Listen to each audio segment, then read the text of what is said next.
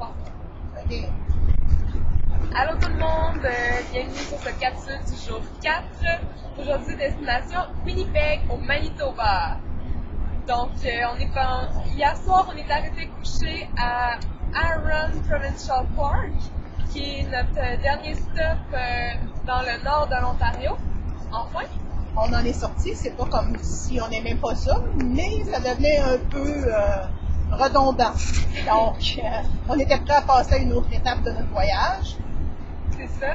Alors, on s'est levé un peu plus tard aujourd'hui. Ça fait grandement du bien parce que Winnipeg, on avait une plus petite route pour se rendre à faire. C'est relatif, là, 200 km de moins. Ça fait une différence. Donc, c'est ça, il faisait super beau. On a pris la route vers 10 heures. On s'est arrêté sur le bord d'un petit lac quelconque, dont on ne sait pas le nom, pour prendre une petite pause. On a pris le temps de graver notre passage sur cette route, sur le nord de l'Ontario. Catherine nous a fait ça avec un crayon qui n'est pas à l'encre indélébile, donc ce ne sera pas très immortel, mais bon, au moins ça durera le temps que ça durera. C'est marqué Bissomblais, June 2008. Alors, c'est fait. On a repris la route pour se diriger vers Kenora, où on a dîné. Ça, je dirais que c'est la ville la plus à l'ouest, digne de ce nom, à l'ouest de l'Ontario.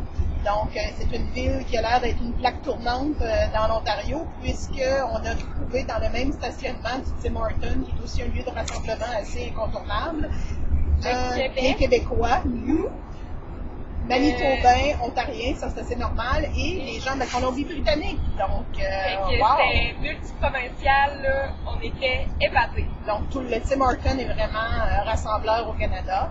C'est notre théorie. Fait qu'on a repris la route pour nous changer vers Winnipeg.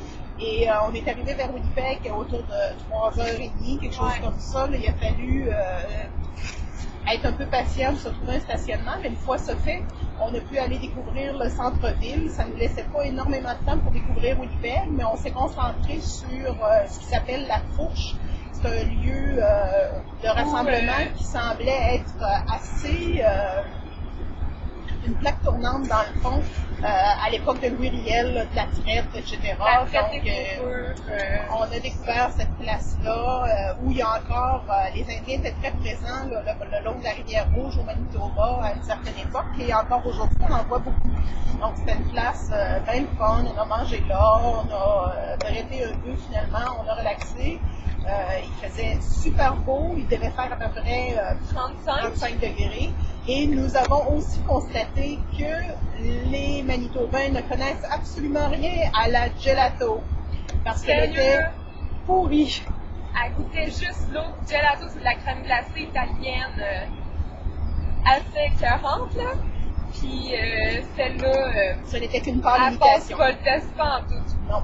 Ça fait qu'on a pensé peut-être offrir aux Manitobains une visite à Québec, c'est à Saint-Jean pour le 400e. Ben oui, puis en passant chez Toutou Gelato. Mais bon, on verra s'ils décident de passer.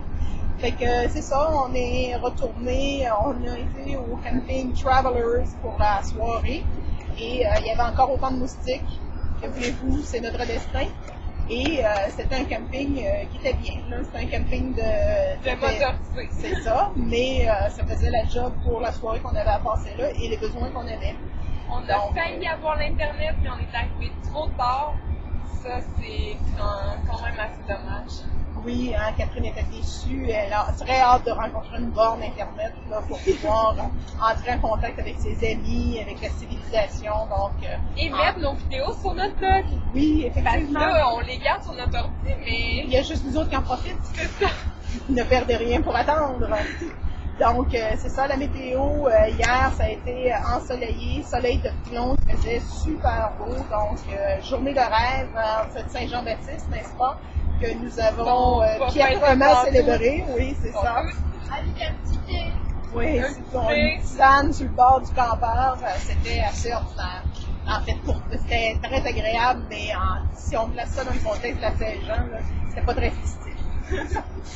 Mais on va se reprendre à la fête du Canada. Oui. Ça va être jour férié. Ici, c'est l'enfer, c'est fédéraliste à mort. un peu la Saint-Jean, Donc, parce que quand on va se faire griller du popcorn. C'est ça. Ouais. On s'est dit qu'on remettrait la Saint-Jean au 25, qu'on avait une bonne défaite, c'est qu'on est mêlé dans nos jours, comme on a complètement décroché. Et c'est plus ou moins important de la fêter le jour même ou le lendemain. Et on ne voudrait surtout pas manquer, puisque nous on filme toujours nos capsules avec une journée de retard.